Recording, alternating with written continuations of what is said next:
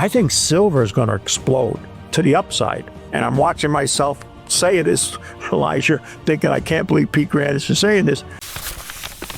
You're watching Silver News Daily. Subscribe for more. They laughed at $100 silver. They called it impossible, unrealistic, even delusional.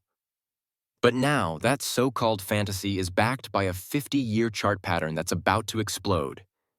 And one of the most respected names in the game, Peter Granditch, is issuing a chilling warning. According to Granditch, a generational mega pattern in silver, a formation half a century in the making, is on the verge of triggering a parabolic move that could catapult silver prices into triple digits.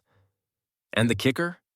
He believes it'll begin right after Labor Day, coinciding with what he calls a catastrophic crash in the broader markets. This isn't just about technicals. This is about a once-in-a-lifetime confluence of structural deficits, monetary insanity, and a complete collapse of confidence in the US dollar. Right now, silver is hovering just below its critical breakout level. But if it breaches $40, all bets are off. The system is already under stress. Inventories are drying up. The gold-silver ratio is flashing historic buy signals.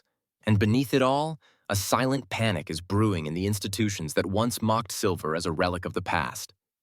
But what is this 50-year pattern Granditch is talking about? And why are so many experts suddenly turning their focus to this overlooked metal?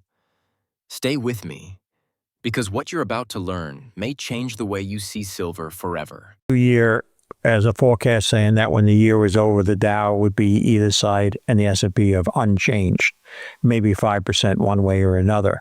So I was not in the camp of people that were going back then and even before looking for, a crash or an extremely hard fall more of 20%, which would signify a bear market. However, about 2 weeks ago, somewhere in the middle of August, that changed. And it got to a point where I said, while I still believe the rest of August it can go higher, that after Labor Day, I think it's time for people to get in a much more defensive position. There are a lot of reasons. I'm sure you've heard from other guests already. Valuations at their highest, speculative levels showing people's excess. We have the public record buying of stocks, while large so-called, I don't know if you want to always call them smart money, but certainly large institutions are being major sellers. I've never seen in 41 years the public beat out the institutions over a long period of time. And they tend to be the last one in bull markets. There's a whole bunch of other reasons going back to this trade war, which, if you think about it, and people would just move away from the lapdogs, how I describe some of the people around Trump, there's been no real success on the trade war, no matter what anybody tells you or tries to make. If you remember all the promises, 90 trade deals in 90 days, all these people were going to be at Trump's feet. And other than the European Union, which hasn't even moved forward to formally do theirs, now we have the Japanese backing out, the Chinese are not going forward, India's turnaround.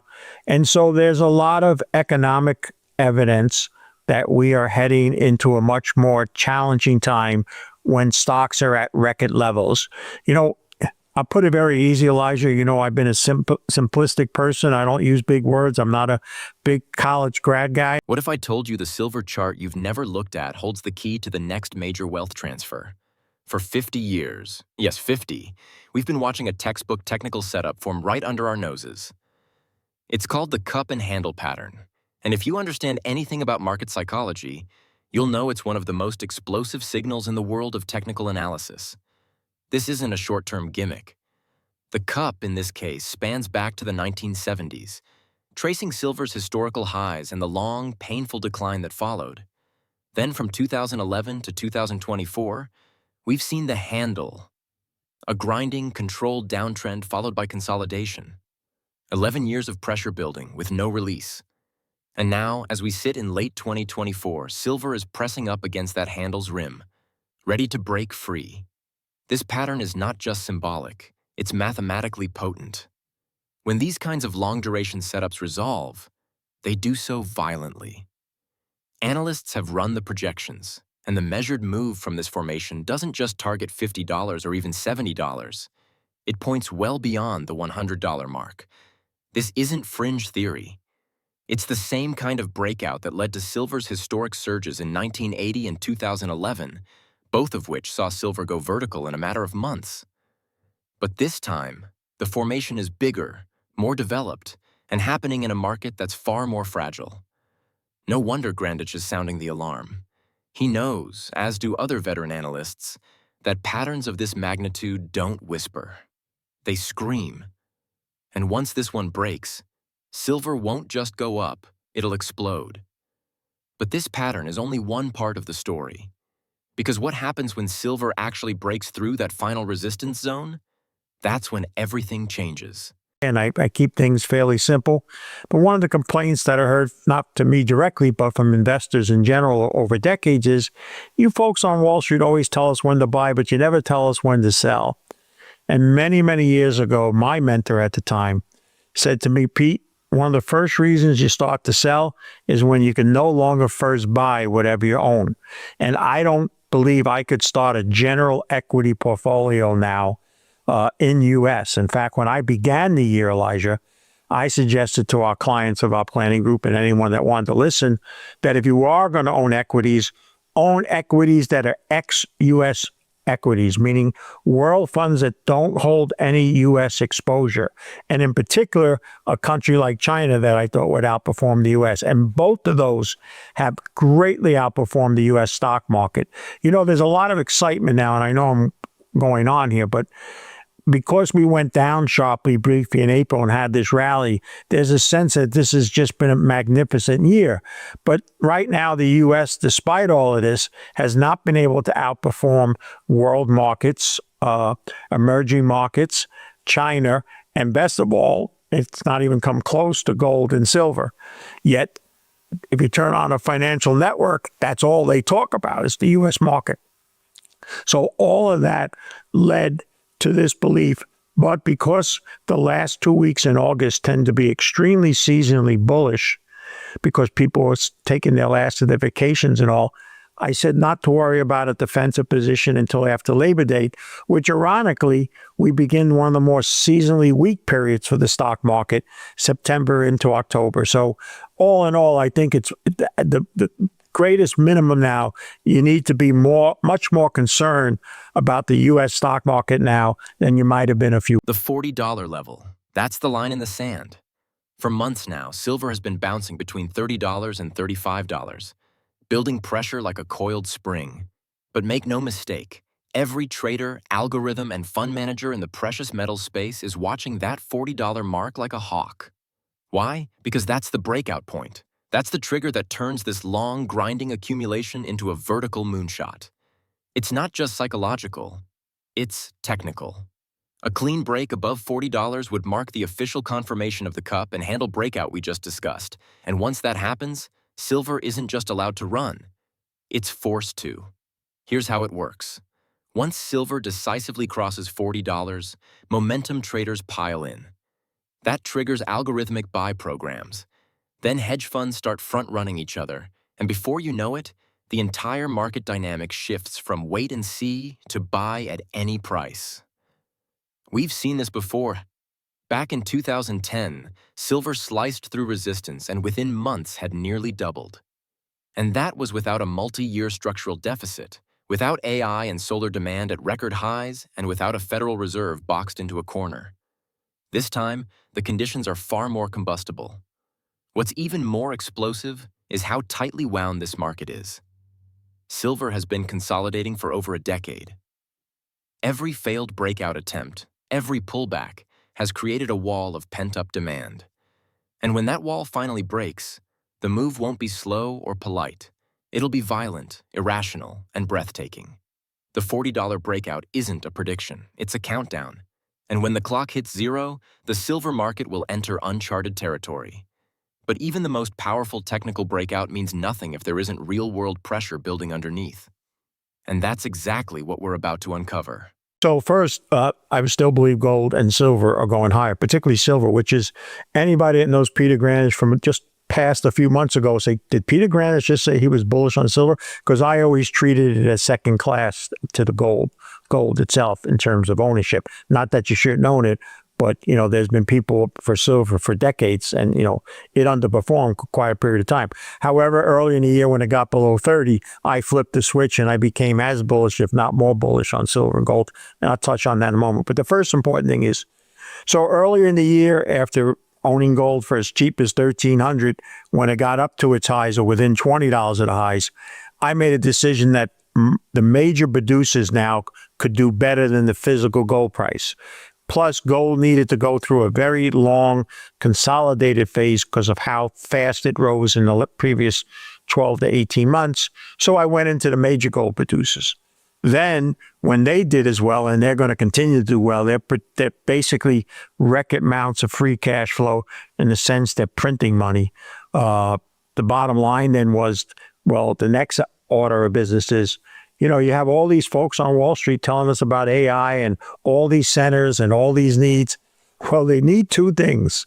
They need electrical power, which we have a huge problem. You know how I feel about the grid and the inability to deliver power. But it also is going to need a whole bunch of metals. And that's why, another metal that I like very much is copper. But there's been such a lack of worldwide exploration for these metals. The world has shrunk to where companies are willing to go because of economics and social and political causes. So I backed up the truck, so to speak, in the most riskiest of the type of stocks, what we call junior resource stocks or exploration stocks. But I want to say one thing about it. Gold and silver are just trading the best you could expect at this point in time. And as you and I speak, they're both on the verge to run, but the one that could really run, and again, I have to check my mouth that I'm actually saying this to you, I think silver is going to explode to the upside. As this chart I know you're going to show, going back 50 years in silver, there's been a 31-year formation of what we call a cup and then an 11-year handle. Now, if you remember a couple of years ago when you and I first started speaking, one of the bullish things about gold back then when it was under 2000 was it had an 11-year cup and handle formation that was ready to be taken out. And cup and handle formations 8 out of 10 times break to the upside, not to the downside. Well, silver, as you and I are literally just about to break out above the handle, which at 40 or more would clearly break out. Taking that just from the technical aspect of that, you could argue from that formation minimally, and I say this minimally, and I'm watching myself say this, Elijah, thinking I can't believe Pete Granditch is saying this, but I think silver could be triple digits. That means it's going to go to $100 or more. And so I'm real excited here. People need to know it if they don't know me. I've never been a silver bug, but I really think the time has come, and I really think it's well. And even to the point that in your business of ownership, not only would I consider 50% ownership in the physical ownership, I might even overweight it in silver right now. So I'm about as bullish as I've ever been, ever, in the combination of both gold and silver. Beneath the charts and technical patterns lies a much deeper crisis, one that can't be ignored with lines and candles. Silver is in a structural supply deficit, and it's not a blip or a temporary squeeze. This is the 4th consecutive year of shortfall, and the cracks are widening. Global mine production has stagnated. Major producers like Mexico and Peru are facing declining ore grades, and geopolitical risks are escalating. The physical silver simply isn't there to meet the rising demand. COMEX and LBMA inventories are quietly draining, ETF holdings are sliding, and above-ground stockpiles are being drawn down faster than they can be replaced. This isn't just a shortage, it's a slow-motion crisis. What makes this even more dangerous is that silver is not just a financial metal, it's an industrial one. That means it has inelastic demand. You can't simply decide not to use silver in solar panels or electric vehicles because the price is too high. It's irreplaceable. And that brings us to a dangerous feedback loop. As the price rises due to investor speculation, the industrial users panic. They can't afford to be shut out of the market, so they rush to secure supply. That's when hoarding begins, not just by investors, but by manufacturers. This compounds the supply squeeze, and suddenly, you're not just watching a rally, you're watching a scramble. Peter Granditch's warning isn't based on theory. It's rooted in the reality that we are running out of easy silver. And once the breakout begins, the market will start pricing in this new reality. The illusion of abundant supply will be shattered. That's when silver moves from a steady climb to a vertical explosion. But the true fuel for that explosion isn't just shortage. It's the tidal wave of demand roaring in from industries that are only just getting started. And once we look at where that demand is coming from, it becomes clear. This isn't just a silver rally. It's a historic revaluation. Let's take even the biggest concern as you and I speak. The IMF is talking about a possible bailout of both France and the United Kingdom now. We've just seen yields in France double in a year at a time when central banks in general have been easing short-term rates. And that goes to the big, and also in Japan, which is probably worse situation than the UK and France combined. So here's the issue. These countries have eased or tried to lower or have lowered short-term rates, but their longer interest rates went higher. And people say, well, how is that? Well, first of all, just like here in the US a year or so ago when the Fed eased, short-term rates went down, but the long end went up 100 basis points. And the reason that's happening now is, and people can say, oh, you guys, Elijah, and those guys have been talking about years about the debt problem, and that's right. The bond market's telling you now it's a serious issue because they're concerned about the fact that easing and adding more money is going to make it even more difficult down the road. And therefore, you're going to have to pay me a much higher yield to where real money goes, and that's in the long end. And remember this, all these consumer things, whether it's cars, mortgages, credit cards, they're all based on what long rates are doing, not what short rates are doing. And the Fed knows it itself, that it can only influence the short end. So the surprise, even if the Fed does act, which it's likely to act, that the only way the Fed would not act with an interest rate reduction in September, if somehow the employment numbers reverse back up and they're not as bad, and this readjustment number that's going to come out is not as bad. Now, I don't think Trump's guy or folks are in there yet, so they can't massage the numbers back to the way that he'd like to see it and so forth. But I do think they're going to cut rates. And the shock will be a year from now, even if they continue to cut short-term rates, that the long end could actually be higher than it is now. And that will cause much of a big problem. Now, the average investor is not looking at that yet, but I've been saying this for several weeks now, and I'll say it to your audience as well. I wake up in the morning and I don't see what the S&P futures did overnight as my first thing. I've seen what bond markets did around the world, because the bond market is far more important to our economic well-being or lack of well-being than the stock market will ever be. Industrial demand for silver isn't just growing, it's detonating. And the market isn't remotely prepared for it. In 2023, industrial usage hit a record high, and in 2024, it's already projected to climb another 4%, with no signs of slowing. The largest driver? Solar panels.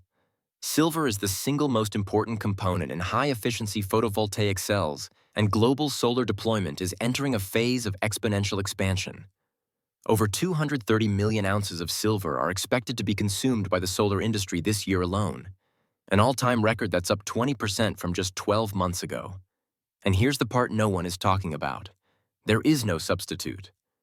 When it comes to energy conductivity, nothing outperforms silver. So as solar capacity ramps up to meet global net zero targets, the silver demand curve goes vertical. But that's only the beginning. We're in the early stages of a digital revolution powered by AI, 5G, and the electrification of everything. Each of these technologies relies heavily on silver, from semiconductors in AI data centers to advanced circuitry in smart devices and infrastructure. This isn't speculative demand. This is hard, physical consumption that doesn't care about price.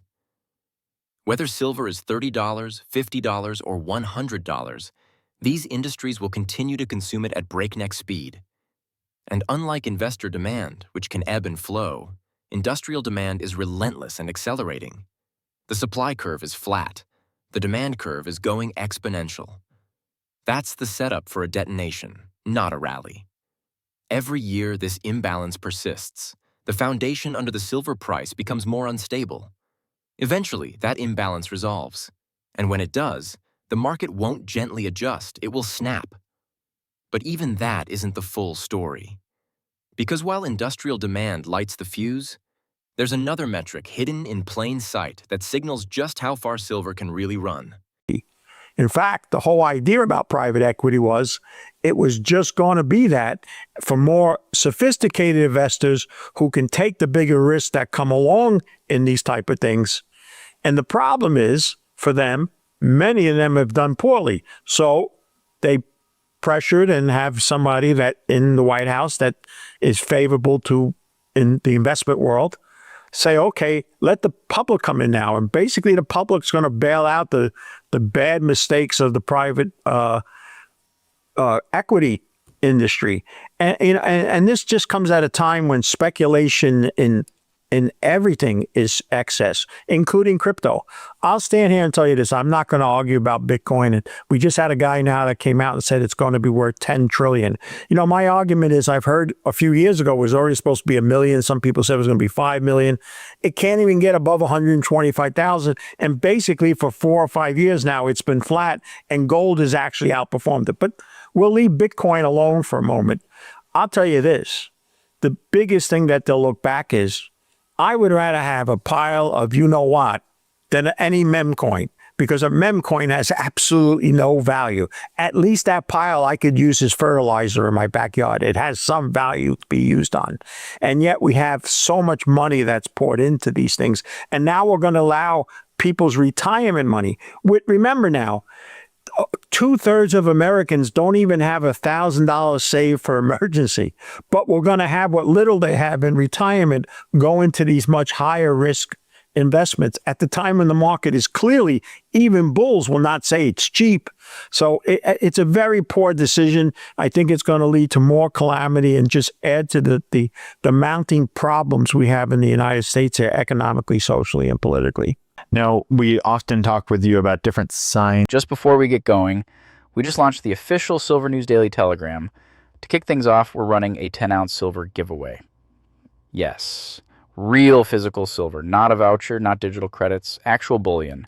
This Telegram will be our new home for real-time silver discussions, market insights, collection picks, and everything precious metals. It's where the community truly comes alive. Here's how to enter the 10-ounce silver giveaway. Be subscribed to Silver News Daily on YouTube. Turn on the notification bell. Comment 10-ounce giveaway on 3 separate videos. Be an active member of the Telegram group and say hi. Once we hit 500 active Telegram members, we'll pick one lucky winner to receive 10 ounces of silver shipped directly to you. So get in early, stay active. The gold-to-silver ratio is one of the most overlooked yet powerful signals in the precious metals market, and right now, it's flashing one of the loudest buy signals in history. As of September 2024, the ratio sits between 75 and 80, meaning it takes up to 80 ounces of silver to buy a single ounce of gold. That's not just high, it's historically extreme. For context, the long-term modern average is around 55 to 60. Whenever this ratio stretches too far, it doesn't stay there, it snaps back.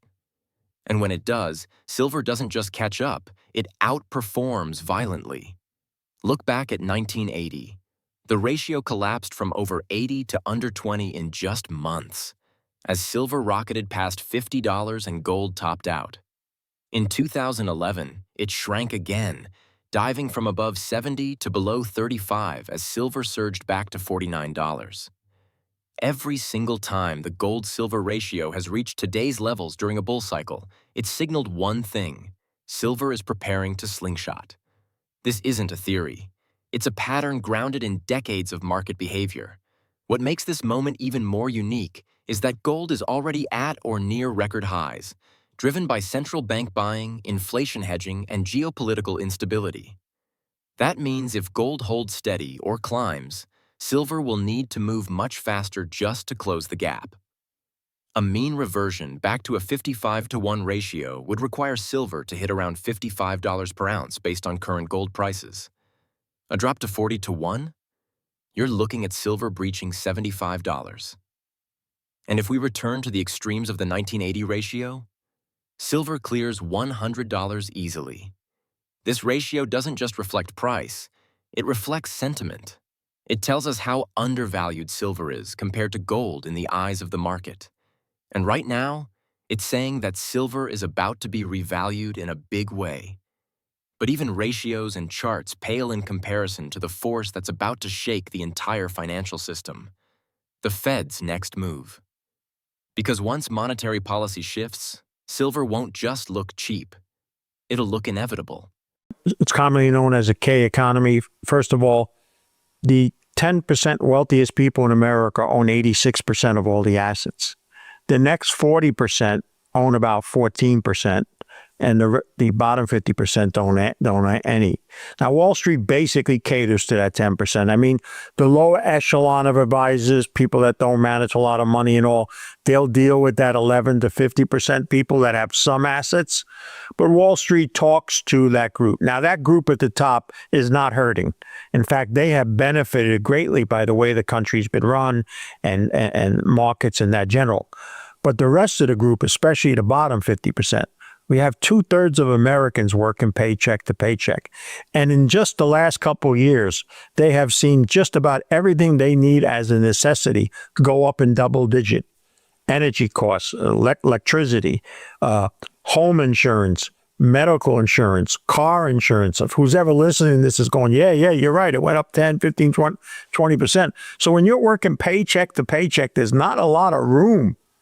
That's why on that bottom 50%, half of them, or 25% of all workers now in the United States, are using some sort of debit mechanism just to buy necessities, a credit card, a debit card, or even these places where you can order food and you can borrow against that as well.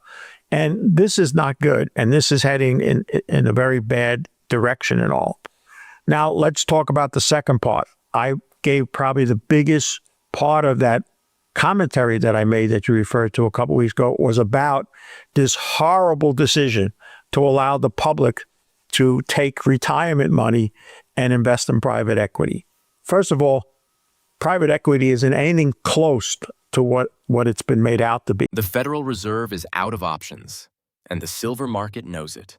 After nearly 2 years of aggressive rate hikes, inflation is still stubborn, debt levels are exploding, and growth is buckling under the weight of a broken monetary system. Now, with cooling labor data and rising recession fears, the Fed is widely expected to cut rates as early as this month. Futures markets are pricing in a 75% chance of a cut, and the debate isn't whether cuts are coming, it's how fast and how deep. But here's the twist. Even if the Fed starts cutting, they may not be able to control what happens next. When rates fall, the dollar weakens. Real yields drop, and that's rocket fuel for precious metals. But if long-term bond yields start rising anyway, driven by fears of U.S. fiscal insolvency, then we're in a new paradigm. One where the Fed is easing into a panic, and investors begin to see through the illusion of control. That's when confidence breaks. And when confidence breaks, silver doesn't just benefit, it becomes the life raft. Analysts like Granditch aren't just watching the Fed, they're watching the cracks in the system. A weakening dollar, real yields in retreat, and a bond market that's no longer buying the recovery narrative all point to one thing. The era of tight money is over. What comes next is liquidity, floods of it. And that liquidity is going to look for a home. With stocks teetering and real estate plateauing, the smart money is rotating into tangible assets, especially ones with a history of protecting wealth when fiat systems wobble. Silver, unlike gold, has both a monetary role and a rapidly tightening industrial base. That double-edged advantage makes it the perfect beneficiary of a policy reversal. The Fed is trapped, and when they pull the trigger on rate cuts, they'll be lighting a fuse under silver that's already sizzling with technical and fundamental pressure. But what happens when the broader markets start to break? That's when silver stops being a hedge and starts being a necessity. First of all, I'll say that when the last time I saw Powell standing with Trump, Powell looked like he just went 12 rounds with Mike Tyson and lost. He looks like a man that was very beaten up from this constant pressure from Donald Trump. Justifiable or not, and not here to discuss that. So my whole argument about the last 40 years or so is that, for the most part, the Federal Reserve has aided and abated the equity market by basically maintaining a one-way road, basically running at all time, and just put your pedal to the metal and go forward. Because if and when there's been any type of cause, financial crisis or whatever, the Fed has stepped in. It's printed all sorts of money along with the government, and it throws what I call, spreads money on this road, soaks up whatever caused the accident, and then tells the person it's okay to get back in the car and drive forward. And we have a financial advisory industry where almost 60% now of financial advisors weren't even born when I started, and 80% of them weren't even past elementary school. Now, that doesn't mean that they're all going to be wrong and somehow going to be right, but I will tell you this, and I think it's true in all professions.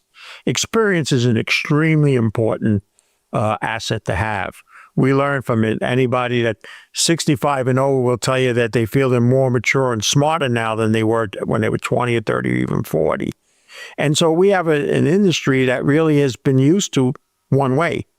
And so the concern would be is anything less than that one way, just two-way traffic, let alone a traffic circle or a traffic jam. I think the industry and investors are going to be at a loss on what to deal with it. And so with us at this extremely high levels and other markets that look much more safer and better to own, including the metals, I just think it all comes together that this is a period now where you don't want to be brave. You want to be a live chicken versus a dead duck. The stock market looks strong on the surface until you scratch just a little beneath it. Valuations are at nosebleed levels, meme stocks are back in vogue, and retail investors are pouring into leveraged ETFs like it's 2021 all over again. Meanwhile, institutional money, the so-called smart money, is quietly heading for the exits. The S&P 500 and NASDAQ may be near all-time highs, but the foundation they're built on is rotten. Shiller PE ratios are flashing warnings. The market cap to GDP ratio is deep into overvalued territory, and earnings growth is stalling. This isn't a boom. It's a setup. Now combine that fragility with the Fed's upcoming rate cuts, and you have a perfect storm. Investors chasing yield are about to be punished. The debt-fueled bubble that's kept equities afloat is reaching its tipping point. And the moment panic hits, whether it's triggered by a geopolitical shock, an earnings collapse, or a bond market revolt, the stampede out of risk assets begins. That's when silver gets its moment. Because while gold is traditionally the safe haven, silver is the wild card. It's the asset that not only benefits from monetary fear, but also from industrial chaos. It's both defense and offense. Peter Granditch's forecast isn't just about silver going to $100.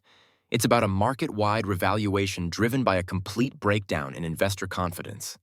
When stocks crash, margin calls hit hard, but liquidity has to go somewhere. Historically, silver has lagged gold at the start of a crisis, but when it catches up, it explodes. And in a world where fiat credibility is unraveling and investors are desperate for real assets, silver becomes more than a trade. It becomes a statement. What we're seeing now in equities is the calm before the storm. And when that storm hits, silver won't just be reacting, it'll be leading. But to truly understand just how explosive the setup has become, you have to go back to the man who's been calling it all along and take a serious look at his 100-plus target. Because it might not be as crazy as it sounds. Let me add this before your time runs out, Elijah. This is critical because this is how some people think right now, even people that are bullish on the metals. I hear this a lot. I don't mean directly to me, but I hear that with people speaking online or whatever the case may be. Well, gold's moved up a lot. How much further can it go? How could it possibly go to 5 or 10,000? So when I first thought about coming in the early 1980s, when I effectively became a stockbroker in March of 1984, the Dow had gone 13 years trading between 700 and 1,000. to the point where in 1982 or 83, Business Week ran a front page story, which everybody on Wall Street spoke around, called Equities Are Dead. They literally, along with many others on Wall Street, viewed that just because of everything that was happening in the world and how bad things were, and Russia and the United States are going to blow each other up, Japan was going to take over the world back then, yada, yada, yada, the Middle East. They didn't think it was possible for the Dow to go much above 1,000. And then a young man who ended up helping me a lot early in my career, who no one heard of beforehand, came out of Gainesville, Georgia, named Robert Prechter Jr., with something called the Elliott wave theory, which no one was familiar with, and said, the Dow's going to 3,600. And the few people that put them on financial shows, they just put them on like you were putting on like a clown to show how what an idiot this guy. I got a Dow go to 30. I remember people going, sir, how could it's never been above 1,000? And he would give the reasons and so forth. It went a lot further. It took decades, but it went a lot further than 3,600. And so I think it's a mistake to just simply say gold can't be 5,000 or 10,000 because it traded for so long between such and such a price. We have no idea or argument about that and so forth. Just recognize that right now, the vast majority of people, certainly in North America and particularly in the United States, don't own any. None. Not a mining stock, not physical bullion, nothing. And if that 0.5% or 1% or wherever it is, it's somewhere in that range, just switches to 2% of their portfolio, the numbers are incredible what they can get to. So that's one of the many, many reasons I think it's still important to stay very constructively bullish on precious. When Peter Granditch says silver is going to triple digits, most people roll their eyes until they look at the data. This isn't some wild guess or emotional rant. Granditch has been watching this market for over 4 decades, and he's not just throwing darts at a chart. His $100 plus silver target is rooted in technical precision, macroeconomic reality, and the brutal math of supply and demand. The 50-year cup and handle pattern he references isn't some vague squiggle. It's one of the most powerful bullish formations in market history. And right now, all the pieces are locking into place. We have a market pressing against a generational breakout level. We have multi-year physical deficits that are draining global inventories. We have industrial demand growing faster than the mining sector can respond. And we have a central bank that's being forced to pivot into weakness, flooding the system with cheap money in the hope of delaying collapse. Put all of that together, and $100 silver isn't just plausible. It starts to look conservative. Let's not forget, silver already hit nearly $50 twice, in 1980 and 2011. And in both cases, it was driven by only one side of the market equation. In 1980, it was monetary panic. In 2011, it was investor euphoria. This time, it's everything, all at once. Technicals, deficits, policy failure, geopolitical instability, industrial consumption. Granditch isn't betting on a miracle. He's watching a fuse that's already been lit. The truth is, the silver market is primed. Every element we've discussed is converging at this moment in time. And if history is any guide, these convergences don't lead to slow, steady moves. They lead to vertical explosions. And once that explosion begins, the revaluation will be swift, brutal, and unforgettable. But we're not done yet, because now comes the apex. The moment where all of these threads tighten into one final urgent warning. Are clearly better. See, there was always an excess 20 or 30 years ago. There isn't that excess now. And the other thing is it has so much more demand and usage from an industrial usage. It's still not a monetary. I know a few people try to argue that. The central banks are not buying it in any large quantity, although out of the Middle East, we've seen a significant purchase, and that may be changing. The ratio is another reason it got way out of whack. Not that it has to be any certain ratio, but if you're going to use historically, it seemed to be favorable. And then it's just that chart. I mean, that chart, there aren't a lot of technical charts that have outstanding 8 or 9 out of 10 times it works a certain way. Cup and handles, especially the longer they are, have about an 80% correlation of that when it breaks the handle to the upside, they go up substantially. So all those things combined, and throw in the fact that the things that have been competitive against gold and silver, the stock market and crypto, they look like they're peaking. So 12 to 24 months out, they could be in a much better environment than they did previously. And I will tell you this, if we're right about the technicals, I'm not saying what's gonna, but if we're right, we're going to see momentum players show up. And when momentum players show up and the charts really take off, then all these generalists are going to get calls from their institute. How come we don't own any silver? What can we own? And you know how I know that? In the last 3 weeks, maybe the whole month of August, I heard from 10 people that I haven't heard from in 10 or 20 years. In fact, they thought I was already out of the business because I left the metals and mining business in 2013. But they saw me somewheres and all, and they're starting to go, hey, I'm starting to hear from people that know what they're talking about. What are you looking at? And I just think if we get this breakout and it's being talked even in the general financial media, the fundamentals and the supply and demand argument is so bullish. So that's why I'm so optimistic. This is it. The moment all the data, all the patterns, all the warnings have been leading to.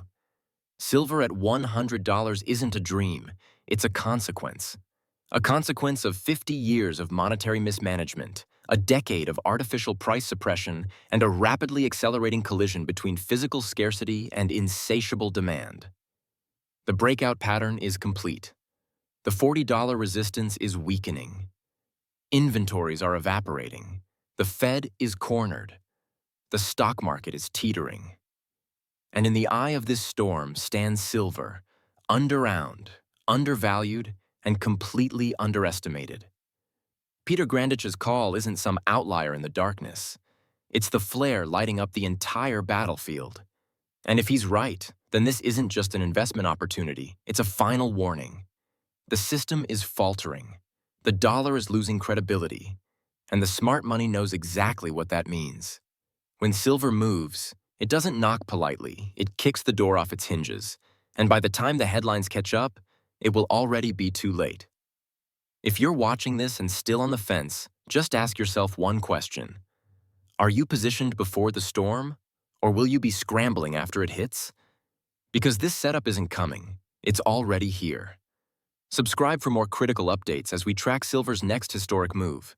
And remember, this is not financial advice. Always speak to a licensed financial advisor before making any investment decisions.